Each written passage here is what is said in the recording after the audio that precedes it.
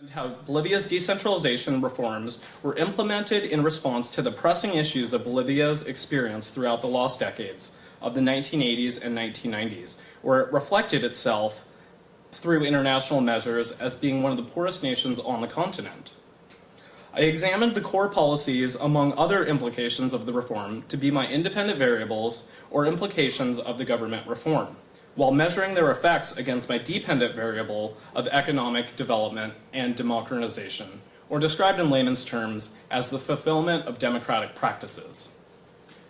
These core policies of the law that responded to the issue were 1, the establishment of new political actors, 2, the creation or establishment of municipal or local level governments, 3, fiscal transfers or resource allocation to city budgets of municipal governments, and 4, the transfer of administrative powers to local governments to monitor over the development of public sector services and infrastructural development. In analyzing the effects of the 6 independent variables, I examined in my research how I came to learn that the reforms for economic and political development have come into interaction with hundreds of years of established social, political, and economic complex formations. As a result, their effects are still being fiercely debated by political scholars, and there is no clear answer to this phenomenon. In spite of the complexity and the countless implications that have resulted from the reform's implementation, I chose to focus on 3 factors that I saw to be constructive for the political development of democratization and economic development. These constructive factors were 1, the establishment of new political actors, 2, the fiscal transfer of central resources, and 3, the municipalization or creation of local government. I also held these factors in balance with 3 factors that I sought out to examine that were destructive or negative implications that resulted from the reform. For the purposes of this presentation, and also because my research intended to prove that the constructive factors were able to outweigh the destructive or negative implications that resulted, I can only touch upon them briefly by defining them and their limiting relationship to economic and democratic development. The negative factors I came to define were 1, national fragmentation or political disunity over territorial interests, 2, the state-sponsored creation or construction of new social hierarchies, 3, the failures of administrative decentralization. For the destructive features or factors, the first factor was national fragmentation. I define this factor as the somewhat collapse of the national political party system. This factor resulted in limitations of government in being able to mediate conflicts between a deeply divided and politically mobilized country. As a result of the national government institutions to now be responsible for overcoming a deep fissure within the national political party system over the conflict of elite interests for autonomy and secession from the country.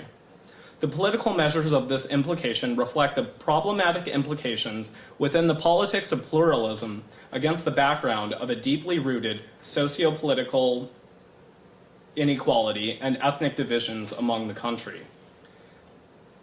And these effects have inhibited democratization. The second negative factor I defined was the state-sponsored construction of new hierarchies. I define this factor as the construction of new hegemonic orders in society that the implications of the reform were able to sponsor. As a result of the unprecedented transfers, research on Bolivia's decentralization has reflected that new political actors have demonstrated politics of exclusionary tactics once endowed with formally national powers.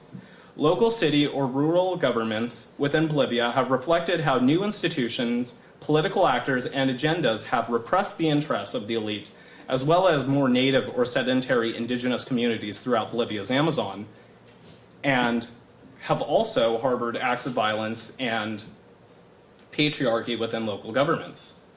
These factors demonstrate the limits of democratization by narrowly defining who now within Bolivia has access to representation of the state, as well as who benefits from the redistribution of the state's national wealth. The third negative feature I found that resulted from the reform was the decentralization of administrative failures. I define this factor of decentralization to correlate with economic failures or lack of economic progress for newly empowered local governments. This factor demonstrates limitations of new subnational governments being able to battle poverty alleviation and increase the output of the efficiency in their public sector. This feature relates to economic progress by reflecting how lacks of adequate resources within government to properly fund necessary public administration and intergovernmental authorities to mediate over the actions and expectations between national and local level governments have resulted in even further failures and continuations of local city debts and economic measures that are contrary to national objectives for economic development.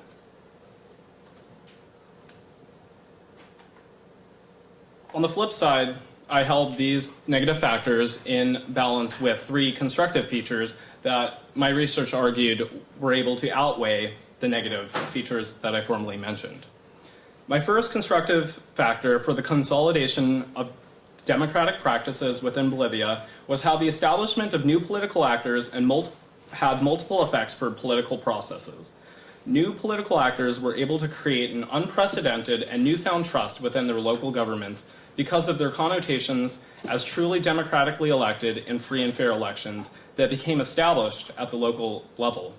I related this factor and production of a new internal unity and accountability of local government to deliver on its democratically composed objectives and indicate political measures of free and fair elections, as well as democratically allowed recalls of elected officials and agendas that deemed no longer to be democratic. The second feature I researched was the fiscal transfers and democratic development.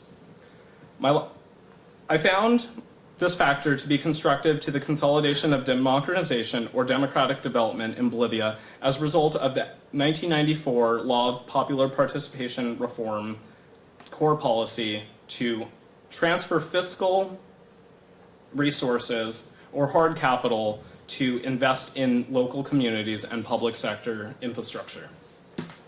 The results of devolving national government powers in some instances were able to, for the first time, extend lines of credit to women as well as poor urban and rural citizens for access to essential necessities of survival and opportunities in order to rise out of poverty.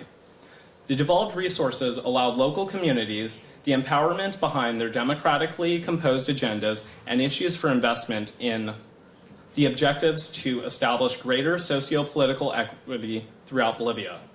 For example, fiscal transfers have provided the resources necessary to now act upon popularly supported measures of environmentalism that have formerly lacked the resources necessary to be acted upon. In the face of dwindling resources and economic degradation, this vital issue has been able to allow implementation of a more sustainable environmental policy and natural resource harvesting. Local peasants and urban poor communities, as cooperative owners of the state's facilities and resources, have allowed political progressive norms for the consolidation of democratically supported norms, such as transparency within investment practices, honesty and accountability to the neighborhoods and communities that these facilities now serve. The third factor I found that was constructive to the consolidation of economic development and political democratization was the municipalization or creation of new local governments in relation to economic progress. For this factor, my research examined the effects of how the creation of local governments were able to devise flexible, bottom-driven institutions in relation to economic progress. This implication of decentralization reform established local governments that were best suited to transmit local policy making directly upwards to be more efficiently acted upon as compared with Bolivia's prior economic model of the neoliberal experience. The implications of the newly created government allowed for increased capacities in technical support and resources to allow more economic stability within municipal governments and local markets. My research also examined how newly established roles that compose subnational governments' dynamics were also able to allow for economic progress. For example, government reforms created thousands of mayoral positions throughout the nation to reside executively over the city governments. The ability of these charismatic leaders, because they were now recognized as truly democratically elected in free and fair elections, became accountable to their communities that they governed and were able to call upon their citizens and residents to donate their resources and labor in order to subsidize expenses for local development as well as the rates of city taxes. Charismatic positions within the institution, like the mayor and other positions, were able to organize agendas beyond ethnic lines and harness the advantages of inclusive practices that formally divided communities and classes. This policy also allowed local governments to more efficiently adapt to macroeconomic policies and stability of economic development. My research has shown how newly established administrations have been able to increase public sector output rates and efficiency in healthcare services and the quality of education, in some instances by increases of up to 60%.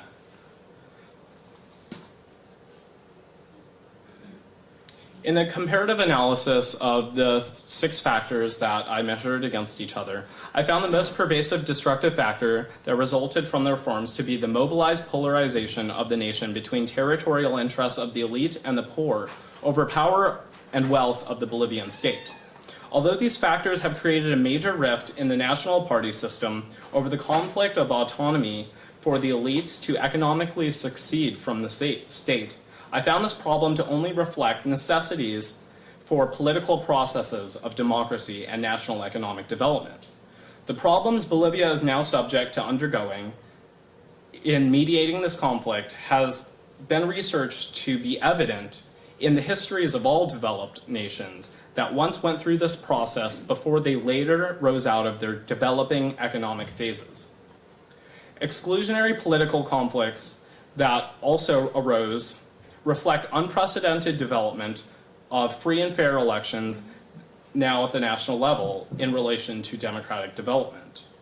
Furthermore, my research has shown that the destructive factors that resulted from this reform have limited processes of democratization and economic development, only demonstrate the overall lack of funds that went into the implementation of this model of government, as well as further the lack of adequate resources to keep the model of government effectively operating. In conclusion, it was my own assumption about democracy that had limited me from understanding the wider context of democracy. My research has taught me about the successes of decentralization and the empowerment of previously and currently poor communities that are devastated by the effects of poverty and illiteracy. As I am about to graduate soon with a degree in the politics department, my undergrad research has taught me that even the illiterate and poor can know more about democracy and the functions of government than I. My research asks the future academics of this and those interested in the international developing community to imagine a new future for the development of democracy. My conclusive remarks are that if decentralization can work in Bolivia and the poorest cities in the Western Hemisphere, it surely can be implemented anywhere. If the development of a radically deeper or deliberative democracy can be achieved on a micro subnational scale, then it surely can be adapted to the international political arena. My research asks the scholars of the developing world, as well as those interested, to imagine a new future for international relations, a future that is more efficient at conflict mediation and more sustainable and egalitarian in modes of economic and global development. I'd like to thank my mentor, Ken Deaton, for providing me all the guidance I needed, as well as my cohort and my professors. Thank you all.